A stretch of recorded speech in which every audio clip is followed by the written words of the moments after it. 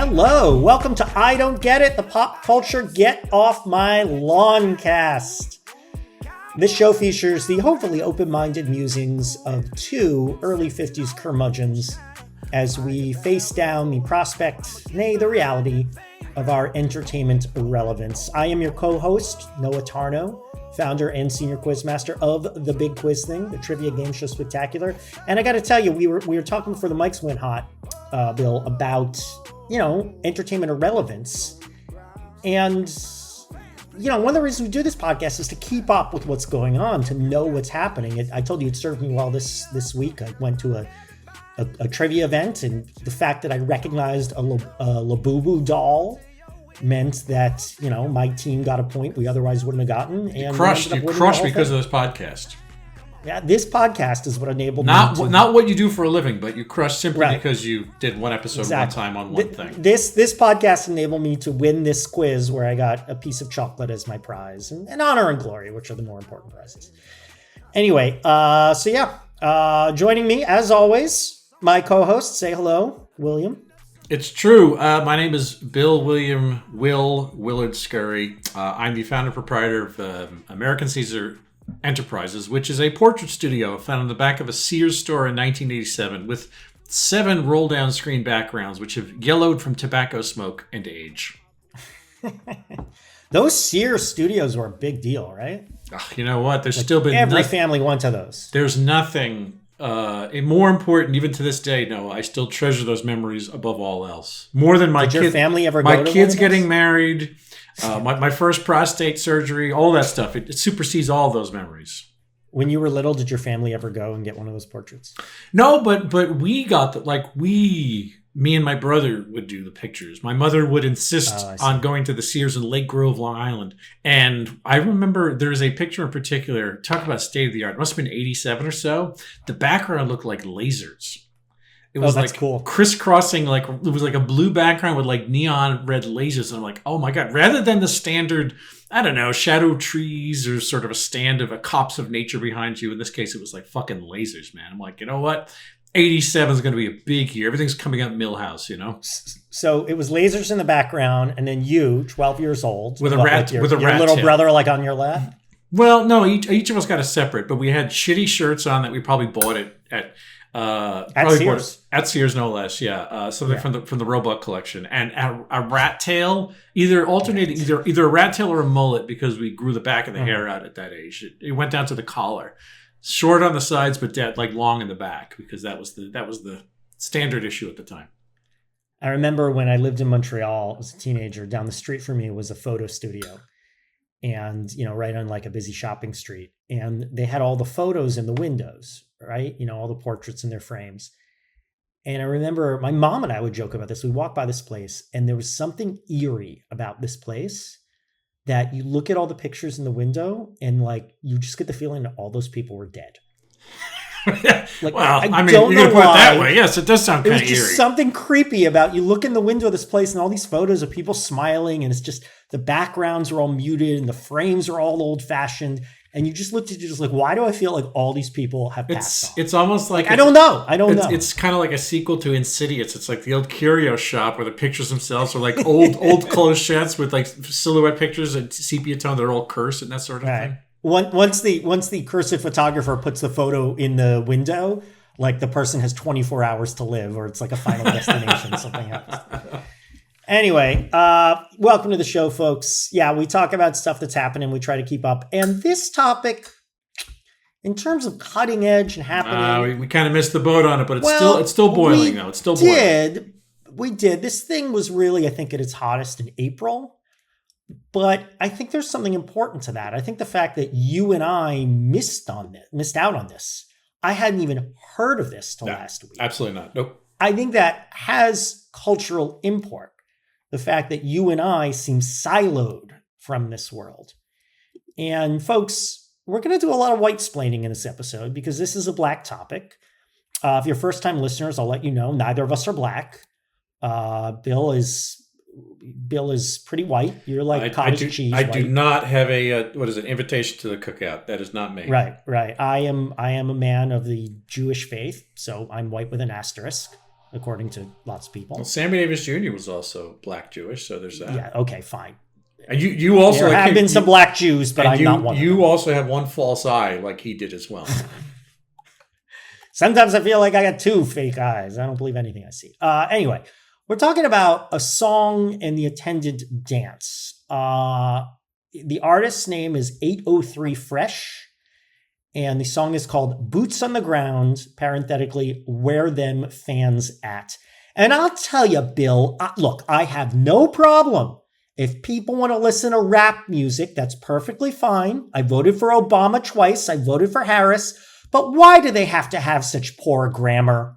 Do they have to use bad... All right, I'm joking. Hey, this isn't even a rap song. Hey, I'll tell you what. I've got egg on my face because I thought you're talking about Pants on the Ground, the Larry Platt song from 2010. I did all my research on the wrong topic. This is ridiculous. Anyway, no, it's not a rap song, and I don't care about the bad grammar.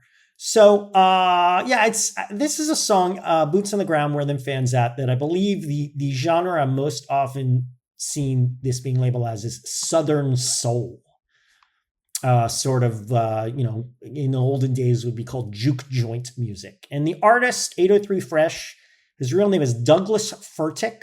And I got to tell you, that sounds like a white guy named Douglas Furtick. It does. That's my accountant. That's his name. I know, Doug Furtick. Doug. Look, there are black people named Doug. There was Dougie Fresh, right? I still remember when Chris Rock joked that if Barack Obama scares white people, he should go back to being called Barry because Barry is the whitest name ever. Which, again, I've heard one of the black kids. One of the black kids that Bernard Getz shot was named Barry Allen. Did you know that? I think I did remember that, yeah. Yeah, the same name as the Flash. He didn't run away fast enough. But Furtick does not sound, it sounds like a white guy to me. But his name is Douglas Furtick. He hails from Wagner, South Carolina. By the way, the song is produced by T. Da Wizard. That's a great name. Do not know what his real name is. So Douglas Furtick is an artist. He's a Southern soul singer. And he said he wrote this song. The song came out last December, and he wrote and recorded the song after attending a trail ride. Had you heard of trail rides before, Bill? No, add it to the list of things I had not heard of. We're going to come upon this episode. So trail ride is a African-American tradition in the South, a parade-like party, sort of an all-day picnicky thing with horseback riding, cookouts, various types of traditional black music, Southern soul, hip-hop fusion, Zydeco. I like Zydeco music. I can't stand Zydeco. I mean, I don't think I'd buy an album, but there's something about hearing... Fred Armisen has a whole bit. He goes, what's Zydeco? How am I supposed to interact with Zydeco? What am I supposed to do with this? You're supposed to eat, probably supposed to go to a trail ride and, eat food. Minus the food and minus the trail. You're just left with the music. I don't know. What does that mean? What are you supposed to do with it? What are you supposed to do with any music? How are you supposed to interact with it? What am I supposed to do with this? What, interact with music? What? Okay. So the song came out December 20th. And then what really made this a phenomenon is a young man who goes by his real name is Jeterius Trezon Little. Now that does sound like a... it's embarrassing because that's my cousin's name too. And maybe. Anyway, he goes by Trey Little. He's a 22-year-old man from Georgia. He has a TikTok feed called Dem Country Folks, country Kuntry. And, he wasn't widely followed on TikTok, but he did a little line dance. And we'll talk more about line dances in a minute. To the Boots on the Ground song. He posted it on TikTok and it went viral and it blew up. And so Trey Little is credited with designing a line dance around the song. Now line dances are a tradition. I thought line dances were a white thing. I was wrong about this. There's a long tradition of black line dances. You see them at weddings, I guess. The cha-cha slide, the Cupid shuffle, wobble. Electric boogie. Was it called the Electric Boogie? Yeah. It was the Electric Slide. Yeah, that's the dance, but the song was from 82, Electric Boogie. Yeah. Okay. Anyway, so there's a tradition of it. So he started this line dance with specific steps. Like many line dances, it's not too elaborate. It's something, you don't have to be in great shape to do. And he incorporated fans, not fans like fanatics, but fans, where them fans at in Boots on the Ground, talking about, fans to keep yourself cool because, it's the South, right? And sort of fans that you open and close with a clacking sound. So this has become a huge phenomenon. I read a blog post about this from a guy named DJ Rob, the DJ Rob blog. I don't know who he is, but I like this. He wrote, the dance, it's like the cha-cha slide had Sunday brunch at Big Mama's and decided to stay for the fish fry. And then he adds in parentheses, y'all Northerners know nothing about that. I mean, at least I know what a fish fry is. And DJ Rob continues, the collective clack creates a percussive call and response that mirrors the energy of Southern Black churches, drag ballrooms, and backyard cookouts alike. It's audio, attitude, and affirmation all in one flick of the wrist. So as you can imagine, if this went viral, there are a ton of videos of TikTok of people doing the boots on the ground dance, the fan dance with the fans. I mean, a metric ton of videos. Yeah. No shit, yeah. This has gotten a lot of attention. Black celebrities have been seen doing this. I saw videos of Robin Roberts doing it, Michelle Obama doing it, Kamala Harris doing it. You know, we could have had that, but instead. The Universal Circus, which is sort of the African-American circus. I heard about them years ago. I'm kind of curious. I'd like to see that. I hate to say it. I like circuses. And, you know, the song has since, no surprise, become a hit. The week of April 26, 2025, the song went to number 1 on the Billboard R&B Digital Song Sales Chart. Wow, they're really chopping up these charts finally. And it stayed at number 1 for 8 weeks. On June 4th, the song rose to number 1 on the Billboard Adult R&B Airplay Chart, as opposed to the Child R&B Airplay Chart. I love how adult is a genre. It's such a joke that adult is a genre now that like what we can like rock and roll like is adult music. On May 6th, Hamilton R. Grant, sponsor, along with other members of the South Carolina House of Representatives, a resolution honoring 803 Fresh and proclaiming May 6th Boots on the Ground Day. So, you know, your government working for you. Official video. So then 803 Fresh shot a video on the campus of South Carolina State University featuring the university's marching band. And it incorporates a lot of people doing the boots on the ground dance with the fans. The Juneteenth Google Doodle incorporated the fan dance motif. Trey Little, as his career's taken off now, he's like basically becoming like a dance teacher. And you can buy a whole ton of fans labeled "Where Them Fans At" on Amazon, like a couple dozen variations of it. So, you know, you could say this peaked, but this has had staying power since April. You know, it seems like a summertime thing. I bet most of these trail rides are in the summer. I mean, when is it not summer in the South these days? But yeah, it's kind of interesting that we were isolated from this. We were siloed from this. We didn't know this was happening until just some article popped up on my newsfeed. And I suggested it to Bill, and we're like, why not? It is a phenomenon. So Bill, through your explorations, and I know you're already very, very much an expert on all things Southern African-American, steeped, church-derived culture. What do you think of boots on the ground, where them fans at? Yeah, I'm always surprised sometimes the notes.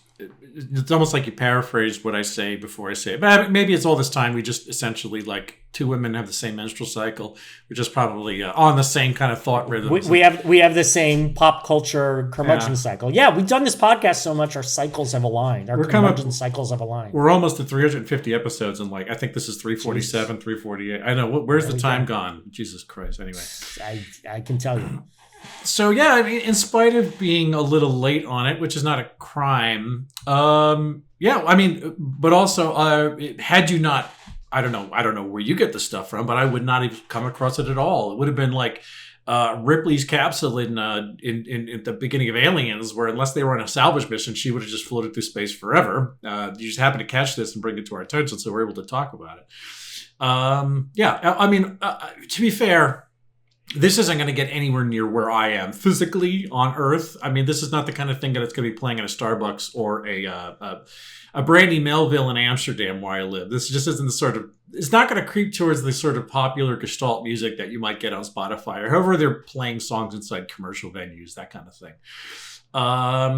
But you know, I'm struck by the continuing trend of Southern Black culture punching its weight to grab mainstream attention. And I sort of use as a bracket in the last 5 or so years, thinking about the sample serving of what we've had. It goes on longer than that, obviously, but just in the last few years, we had, Cowboy Carter, and we had Little Nas X, and who's, by the way, Little Nas X is He was arrested for something. Yeah, he's in a Van Nuys jail right now. I don't know what happened with that. I just saw that a couple of hours ago. What did he do? I don't know. It was on Vulture. I don't have a subscription to Vulture, so I couldn't really tell what the story was. And there's also what is it? Shabuzi was the beginning of the year or late last year or something like that. Yeah, there's this whole idea of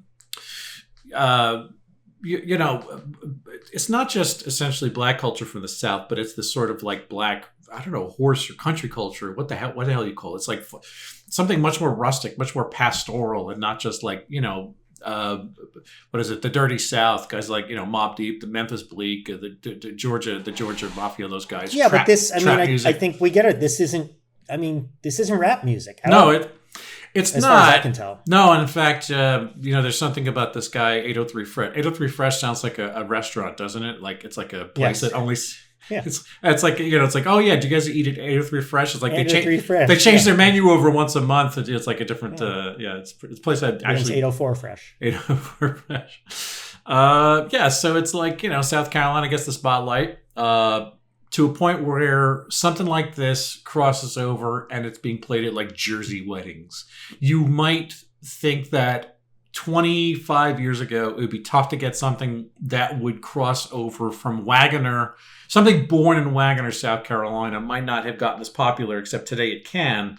And then it just becomes boilerplate at like a New Jersey wedding, even like maybe a white New Jersey wedding, no less. Who the hell knows? Not just like black people getting married in New Jersey. Wherever they have line dances, they'll have this song. Here's the thing. I don't give a shit about line dances. I don't like doing them. It's not for me. Dixie hip hop is another thing. It's like, again, to bring up Shabuzi. We could have talked about him, I guess, but I just sort of happened to miss that topic because I don't need to talk about I just see that name Shabuzi and I check out. I hate that name. Well, Shabuzi there's something about it that makes my skin crawl. Shabuzi was on a track or two with Cowboy Carter, and so it's like I interacted with Shabuzi's music, but it's like it doesn't do anything for me. Look, none of that. I don't even remember that. I listened to Cowboy Carter twice through, and I don't remember that. And here's the thing: what I need to bring up, what jumped out, what the most elemental thing of this to me was the fan clacking. You happen to drive very quickly past the term drag culture. Fan clacking, I am aware of it because my wife became a gigantic fan of the RuPaul Drag Race program. I know. Enormous fan. She's, straight hetero super fan woman number one in her middle age. So one of the things she bought was swag that some of these drag queens sell on their own, cafe press websites. And it's fans.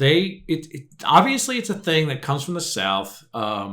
The sort of like, what do you call it? The accordion fan that's got like the two sort of lacquer black chopsticks and you fan it out. The classic fan. Not talking about. I think it's called a fan. Right, but there's the idea that it's like the little spinning fan that people like have in front of their faces on the electric. But that's an electric fan. Exactly. This is old fashioned. Like I have the hand vapors. fan maybe. This is Scarlett O'Hara type shit. Yeah, this is going back. So that is to me queer coded. And I'm not saying no, it's not. Oh, you think a hand fan is queer coded? This hand fan is fucking Chinese people were doing it. No. Medieval Listen to me. times. This hand fan is queer coded. Because the thing is that this guy, Trey Little, is the gayest black man you've ever met in your life. I did not read that he is openly gay, but he definitely gives off that vibe. So I think the whole phenomenon is queer coded, but I don't think the fans themselves are. In this case, well, that's the thing. There's a long tradition of all those women in those churches with the big hats. Yes, but in every old movie, they're gay fans. Black men. Look, I'm not decrying any of this stuff, but gay black men appropriated that stuff because in the this gets interdisciplinary about how gay men have imitated black Southern women for the longest time to the point where it could be seen as a little bit of disrespect. So it's blah blah blah blah, so on and so forth. Look it up; it's out there. Anyway, so the fan part, the choreographer. This is the weird thing: is that this was. I think it works because it has this sort of fusion of a gay guy doing the dance came into it. The song is its own thing. Put together, it becomes like the Voltron of culture. It's amazing. So, wow. First time in history that where them fans at boots in the ground has been compared to Voltron. A Voltron. That's the way. Now you get it. So, but here's the thing. And I sent this link to you earlier today and I was just absolutely gobsmacked. Do we have to? We are absolutely going to. I'm just going to say. I'm not exaggerating to say this is what's wrong with America. And you're you're absolutely right. So the thing is that there is this is not news to anybody. There is a sizable contingent of Black Southern Baptists and maybe to some degree Pentecostals. What I understand is that this is the audience that Tyler Perry really started with. Yeah. Yeah. Well, and continues to essentially make a whole living of movies that we don't watch, essentially that don't escape Alabama, Mississippi, Northern Florida, Georgia, South Carolina, North Carolina, Tennessee, so on and so forth. It's a province thing. It is definitely very provincial stuff, and it doesn't appeal to anyone outside of that. Maybe I'm wrong, but I think in the main... I think the movies did, but he started just doing that show plays. With churches. Yeah, churches and plays. And that led him to movies and becoming an entertainment titan. Yeah. So the thing is like, the other thing you don't need to look hard for too, is to find Black Southern ladies who were in this contingent saying that this music is that the event, the whole phenomenon is infernal and diabolical because they just know that the devil... They think Trey Little's gay. Well, Trey Little is gay. He's an out gay man. Do we know that? Yeah. No, yes, he's absolutely openly gay. Okay. Yes, I didn't catch that. Oh, the New York Times has a story about it. It was back in June. But it's like they are embargoing this and calling it satanic black magic, sick satanic shit. Satanic black magic, sick shit. They want nothing to do with this homosexual. Anyway, I'm not saying this counts against it, but it becomes a fucking fault line for me just because I see there's this bullshit that we're hauling out of the sludge against stuff that is joyous and fucking fun and harmless, and people go and ruin nice things by doing this. How sheltered and egomaniacal you must be to think God's priority, A, is a fucking dance, and B, is, one guy who he likes to have suck his dick. I mean, give me a break. During the dance. Get over your fucking self. I'm sorry, these people, I'm done. I think this is all right. I mean, the video's cute. The video is actually really cute. People dancing, having a good time, smiling. The song isn't bad. I think 803 Fresh has got a good voice. He's got a great voice, dude. He sounds good kind of soul for fucking days. But a lot of muscle behind it. I mean, this is so far from the kind of music I normally listen to. But let me put it this way: when I hear this song at Walgreens, it'll put a smile on my face, right? And that's kind of all I ask of pop music these days. The fan thing is fun and clever. I mean, it's a lot better than this or just a line dance. It adds a kicky element to it that I like. And I'm sure this is a variation of what I said during our episodes about Cowboy Carter and Lil Nas X, but I like that there seems to be a wave of Black people taking back country music. Or, I mean, there's always been a Black element. It's kind of always been there, as if you want to say it this way. Yeah, it's always been there, but it's having a mainstream moment, Yeah. I think the average Northern American would think that country music the stereotype is that it's the whitest genre there is. I'm the guy you're talking about when you say that. Yes. Next to freaking Lawrence Welk music, they would say country and Western is the whitest genre there is. And I think Lawrence Welk makes me look like makes you look like Louis Armstrong. Yeah, exactly. Lawrence Welk or Andy Williams. What's whiter? See, here's the thing. Lawrence Welk was an immigrant. So, I mean, he wasn't a person of color, but at least there was like some ethnicity to him. Right? Like, where is he from? He was from Scandinavia or something? I thought Lawrence Welk was actually born in Wisconsin, Minnesota, or whatever. Maybe, but he was one of those. Yeah, you're right. Those communities where Grandpa still was, Grandpa Gunderson. You're absolutely right. Yeah, Lawrence Welk was he was American. Yeah, native of North Dakota. He was born to German immigrants from Russia. Okay. So I'm going to say Andy Williams was whiter than Lawrence Welk. It's gradations. This is an important argument to have. All right. So, I like that Black country is having a mainstream moment because, all right, I'd said before that women like the women who said, I can't do the boots on the ground thing because it's satanic. She's what's wrong with America. No. Southern country culture is in a moment of absolute crisis right now because it's reforming itself into a cult, into an evil cult. And, any way we can puncture that bubble, any way we can defy those stereotypes, I think is good forever. I mean, even though I'm not part of any aspect of that cult. Well, I am because they're part of my country, right? Their fate is tied to my fate. So I care about that. So I like that, Black culture is puncturing some of the homogeny. I think that's very important. And then the phenomenon of all the TikTok videos. We've looked at so many topics like this. I mean, our first episode, we talked about Ray Schrimmer and the mannequin challenge, right? Remember that? Yeah. And, we talked about people making videos about the Grimace Shake, and we don't talk about Bruno and all that. And generally, I've liked most of these to a certain level because I appreciate the creativity. I'm trying to see the bright side of social media. And I think one of them is that it does encourage people to be creative, right? Do their own thing, put your own spin on things. And even if sharing it to the world is sometimes ill-advised, I like that people are doing things, collaborating, using their creative muscles. However, I looked at a bunch of these videos and I didn't see a lot of creativity there.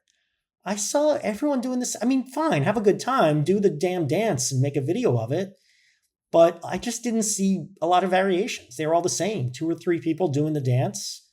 Sometimes it's a family. I mean, that's kind of the line dance thing. The whole point of line dance is, maybe it's the design is like essentially everyone's doing the same standard movement at the same time. Yes, but there's got to be a spin on it. I mean, say what you want about crap like the Grimace Shake, but people were putting wacky spins on it. I didn't see it. And the only video I saw was different was one woman like hectoring, in that obnoxious social media video hectoring. You're doing it wrong. Everyone needs to stop and do it right. Like that was the only one I saw that was fundamentally different. So how do I address you? 803, Mr. 803, Mr. Fresh? Whatever make you feel good. Okay, well don't say whatever make me feel good. Don't say that, okay? Can I call you Fresh? Call me okay, Fresh. All right. No, why is this popular? Because it's fun, it's catchy. Line dances, I said before, are easy to do relatively. I mean, I watched, and that's not true. I watched a couple other videos. I watched one where a guy's giving a tutorial, and that was, nice. He seemed like a likable dude. I'll say it's easy to do in that you don't have to be in great shape. You just have to learn it. That's true. No, you're right about it. You can do it. You can do it with bad knees, bad hips. Yeah, that's true. The stereotype I had in my mind of white people and honky tonk bars doing line dancing is all just a bunch of old guys, right? Yeah. Wearing stiff denim jeans with fine. It's got to be somewhat decent exercise for older people. It's the pickleball of dancing. There's a term that has been thrown around in a lot of things I read about this topic, and you even brought up in a text to me, which is black joy. And I'm going to guess that this grows out of the concept that life is hard for Black people. Life's hard for everyone, but I think on average, in general, all other things remaining equal, it's harder for Black people in this country. And the world, America, is in a really dreadful place now. And I'd venture that Blacks are feeling it worse than most people. So I think there's importance, and I agree with this theory, to finding spaces for joy and happiness and leisure and healthy leisure and togetherness, right? This is something actually, as things grow darker, I have been stressing more, not only in like people I talk to in my world, my very not Black Southern world, but also just me personally, like find the time to enjoy yourself, find the time to relax, find the time to engage in your hobbies, find the time to, is there something you've always wanted to do? Well, see if you can make it happen. Drinking. On a smaller scale. Drinking? Yes. No, not me, folks. So yeah, find your joy, to quote another podcaster I like. I think it's more important now than ever. And, some of the pressure I think a lot of these African-American communities must be feeling, like if they can find sort of a lodestone of happiness to glom onto, something that feels collective in a certain way. I think that's going to have a lot of appeal to a lot of people. And then another reason it's popular is it's popular because celebrities glommed onto it. This is something that does annoy me. Half the headlines about this are like, and then Beyonce picked up on it. And oh my God, Beyonce and other celebrities, including Beyonce. So Beyonce is doing boots on the ground, blah, blah, blah. Did you watch the video of Beyonce and boots on the ground? I sure did, yeah. She doesn't sing boots on the ground. Like 2 of her backup dancers at her concert wave the fans like they're doing the line dance. Yeah. And now fucking Beyonce Knowles is in every headline about this. Like, Stop with the celebrity culture. Yeah, well, this is a loosey-goosey artifact of Southern culture, like you said, bubbling into the mainstream. Obviously, I would guess that Black people recognize what they're seeing at first, but I think that me and people who look like me kind of do a double take at boots and horsey things and ranchy things and country things and trail things and all this stuff that's so far out of my environmental milieu coming up in the suburbs of the north. It's like they continue to find a toehold, and it's strange to still share the cultural space with this. But I mean, it's been underrepresented for so long. I guess it's natural that this stuff is fighting for a shot, as an influence, as one of the ingredients of culture, because it's kind of been embargoed for so long. I don't know. That's kind of cool. The thing is, the line dance has elementally been a staple at weddings, and obviously not just Black weddings, but white weddings, and for decades. It's a little bit, this sort of Black author renewal of a standard cultural trope that we kind of enjoy in groups. And as you were talking, I kind of thought, sometimes there is something sort of quietly sophisticated about Southern culture. We did. I mean, again, I lived in the South for a few years, but I didn't think much of the South until I moved down there.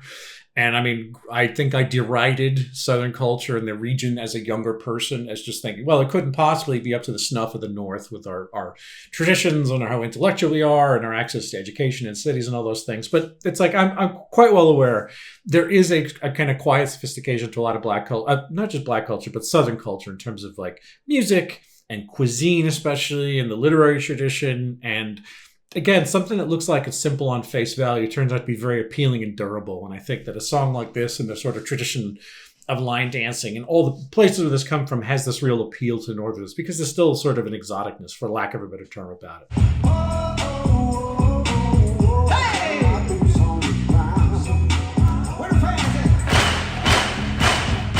If you were a young man now, or if this had emerged when you were a young man back in ye olde, ancient days. Back in the late 20 teens, yeah.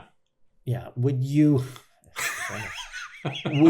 have embraced, I think we know the answer, but would you have been into boots on the ground? Would you have waved your fan? I can't picture you line dancing, Bill. I can't picture you dancing. Have I ever seen you dance?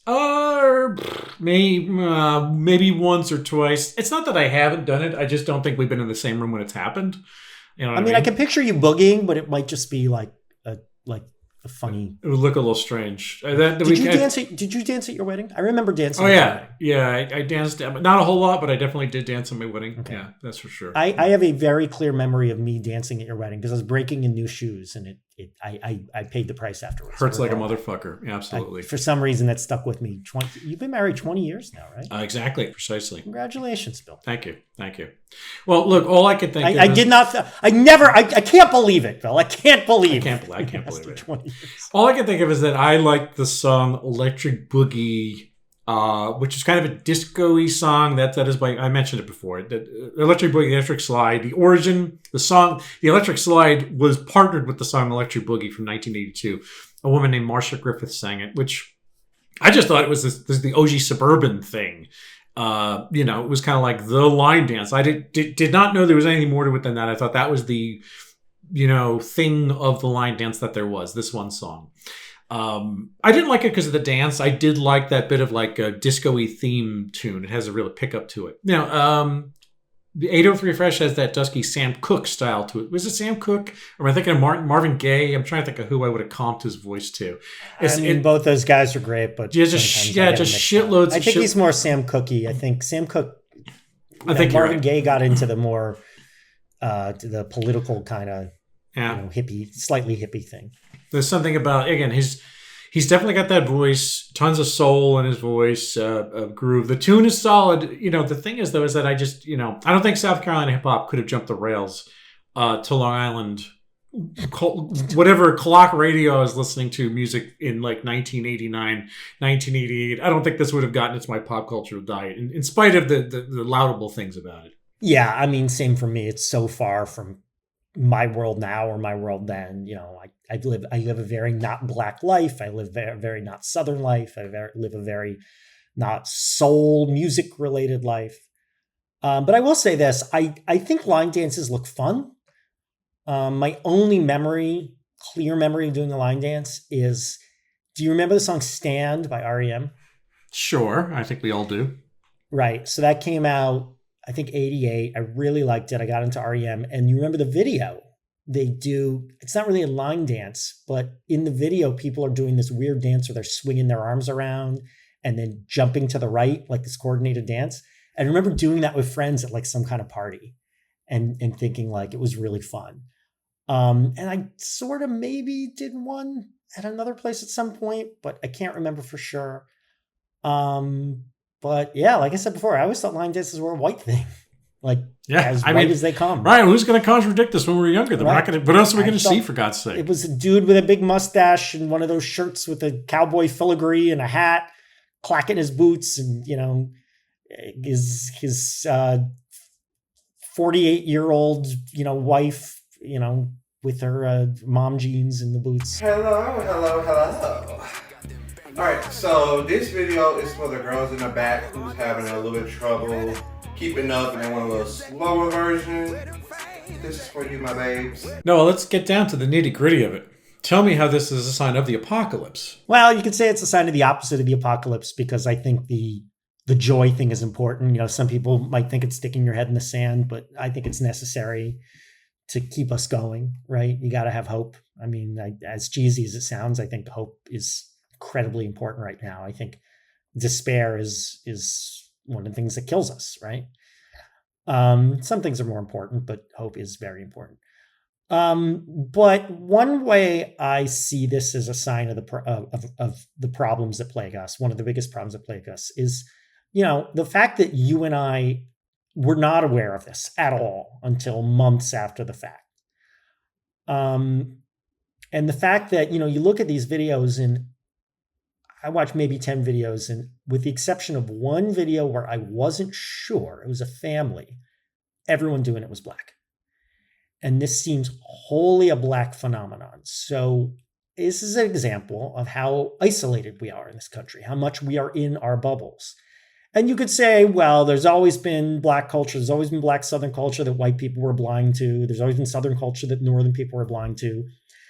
And that's true, but you know, the isolation, the siloedness is worse now, because this has entered the mainstream in certain ways. But, you know, something could be in the mainstream and still unknown to 90% of the public. It just wasn't that. This is why I say there's never going to be a band bigger than the Beatles again, because, you know, there is no monoculture. We talk about this every episode.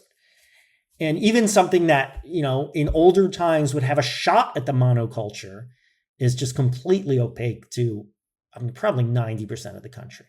So that's, you know, partly why we're so polarized, and partly why it's hard to agree on truth. I'm sorry to take this in such a low place, but that's sort of the point of this segment of the show. Pop culture's gone downhill since Mario Lanza. That's really the problem. That's what we're saying here. Since Julius LaRosa got fired by Arthur Miller, that was the other problem. I think many people smarter than me. You know, in addition to the dancing, I also watched some hot takes from people who don't have my skin color on YouTube, and I saw, you know, there's actually a lot of interesting things about how this is kind of quiet black Southern resistance to privation, and yeah, that's what I'm saying. That's the hope, right? Absolutely, privation and erasure. As you talk about like hot off the presses, it's like we are talking about erasure of black culture by, you know, white supremacy, you know. And the fact that we thought line dances were entirely white, that country music is viewed as the whitest genre. Yeah. That this song got popular before we started reading about, you know, the Smithsonian, the African American Smithsonian Museum having its placards rewritten, you know, like that. It's just, why do you have to focus on the bad things about slavery? Why do you have to? It's just, see these people listen to themselves. Yeah, they're absolutely giddy. Fucking insane they are. They're ejaculating all over their knees because they listen to themselves. Believe it. You know, here's what the thing is. It's like, that's the good stuff, but I keep getting stuck, and I downed us at the beginning by talking about this fucking really ridiculous Southern Christian part of the whole thing, where, you know, the Southern Baptists are, like, you know, terming this diabolical and infernal just simply because a gay man is partially responsible. You know, it's like, it put me into a spiral until I got out of it. Just this thing again, the continual wake up call that the fucking government, this election was decided by a ton of black votes from Christian homophobes who became a voting bloc with the white supremacy. There was something they could all agree on, is that gay men should be murdered and thrown in ditches. It's just, that's not the sign of the apocalypse. But that's the apocalypse. This isn't the sign of it. But the thing is, it led me on a thing. I had, like you said, how do you get happy? How do you stop reading the news? Don't read the articles. Turn on something better. This is the guy who created it. Like, we're doing this hip hopping, fan dancing, and this guy has on tight shorts and tight pants and cut through, and all. You can just tell how he swings. Okay. Bill, is there any aspect of boots on the ground, where them fans at, that makes you jealous? Not this time. No, I'm going to let the as much as we've given a lot of slack to this topic. I'm not generally a fan of the sort of the kind of Southern stuff. It's like it's an interesting phenomenon that it's happening, but I have no interest in getting on the back of a horse and doing line dances and fish fries and whatever the fuck else happens in the world. I'm going to let the horses and the fans and the boots and the Beyonce covers just go right by. That's outside of my purview. I'm going to continue listening to Yes and Toto. That's good with me. You know what? And I take back what I said about the whitest music. Yeah, I know. Forgot about Yes and Toto. On the same bill, I mentioned I saw them both at the same concert in 2017. It was pretty dope. Didn't you see one of them with Christopher Cross? He's whiter than Yes and Toto. I saw Toto and Cross. That was earlier this year. Yeah, I was thinking about, like, speaking of weddings, line dances. When the hell? I don't even remember the last time I was actually even at a wedding. Like, even a wedding itself, when you get to the age that we're at right now, it's like even that kind of becomes, you grow out of that as like a social thing, because my friends aren't getting married anymore. You go through an age where everyone's getting married. We should have divorce parties, because that's what we're on to. I mean, some people. My sister had a divorce party. There we go. I wasn't invited, but I would have been if I had been in the same area. Neither was I. Yeah. What about you? Yeah, I'm a little jealous. So it's funny. This month probably last week marks the 10th anniversary of me moving to California, if you can believe that. And when I moved here, I was 4. It's factual. I can believe it. I can believe it because I believe in, calendars. And when I moved here, I was 40, and now I'm 50. And, I wisely, I think, made a concerted effort to go out there, be social, and make friends. And one of them was, I've always liked dancing. And one of my many regrets of how I lived my life in my 20s is that I didn't dance more, because I can dance. I have rhythm. A friend of mine once said to me when he saw me dancing, he's like, why don't you do this all the time? Like, you want to get women, go out and dance more. The thing for me is I like dancing to certain types of music. I like dancing to rock and roll, and I could never find a place to do that. Like, you go to a rock club and most people are just standing there, right? I want to fucking dance. I want to dance to the Stones, right? I don't want to dance to like that stuff just annoys me. And I don't want to dance to country music because most of it I find boring. So I am jealous that dancing is now. So when I moved here, long way of telling the story. When I moved here, I made an effort. I found a place where I could dance to music I like. It specialized in dance parties for new wave music, late 70s, early 80s. I love that shit, right? So I went. I felt like this is my world. These are my people. I made a few friends there, not a lot. No one I really am still close to. But dancing's a lot harder for me than it was then, right? Even though I exercised a lot more, I had more endurance then. My knees didn't hurt as much. I mean, you used to have joints and connective tissue back then. Right. So, I'm jealous of people out there dancing. Also, I'm just not invited to stuff where people dance, right? I like dancing at weddings. And the trail ride sounds fun. I've ridden a horse half a dozen times and, really dug it. It's a fun experience. I'd like to go to one of these things, eat some good, who knows if my stomach can take the Southern food, but I'd like to try it. And I like horses. I like picnics. So yeah, I'm jealous of a lot of this. So where would you rank this on our scale, Noah? Our axes, all the topics. All right. Comparing our past topics. Well, of course, Cowboy Carter comes into play because he got the Southern black thing. But this is one song, one phenomenon versus a whole album in a giant tour. So 1/8 of Cowboy Carter times 2 times, and I was thinking of the dances we saw, and maybe this is underselling Boots on the Ground, but I thought of the shoot, which kind of seemed to have an African-American thing to it, even though it was very simple. So 2 times the shoot plus, making the videos and putting your spin on it, even though I'm not seeing much of a creative spin. 1/10 of the Grimace Shake. So you got 1/8 of Cowboy Carter times 2 times the shoot plus 1/10 of Grimace Shake. See, you were tipping the Grimace Shake thing earlier. I should have known it was going to come back for a big finale at the end. Tipping the Grimace Shake, and it spilled all over my. It was Chekhov's Shake. It was the Grimace. Chekhov's McDonald Land. Chekhov's purple guar gum carrageenan-based gum-based beverage. Gum-based beverage type liquid conveyance object. Conveyance object. Yeah. Non-Newtonian fluid. Newtonian. Grimace branded McDonald's served cold simulated unknown form of matter food substance. Matrix like meal object. Well, it never gets. I made these jokes in college. It never get old. I would.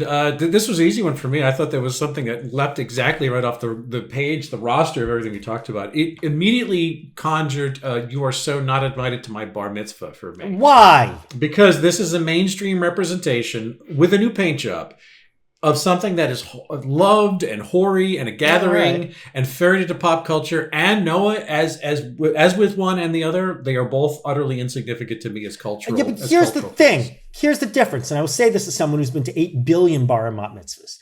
I thought that movie had a lot of inauthenticity because, maybe I'm not in this world, but I've never been to a bar and bat mitzvah that a lot, but maybe once or twice. But bar and bat mitzvahs are not that crazy. It's just the idea that there is a thing, an object that was titled that. It was on Netflix and it was designed for all these people in the universe. That's the point. You really hate. By the way, folks, Bill hates Netflix.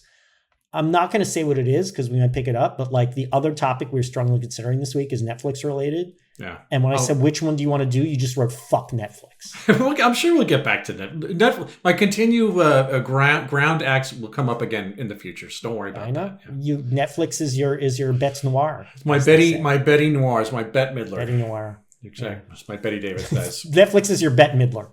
All right. So if you'd like to find past episodes of this show, look on Spotify, Apple Podcasts, Soundcloud, Google Play, and YouTube.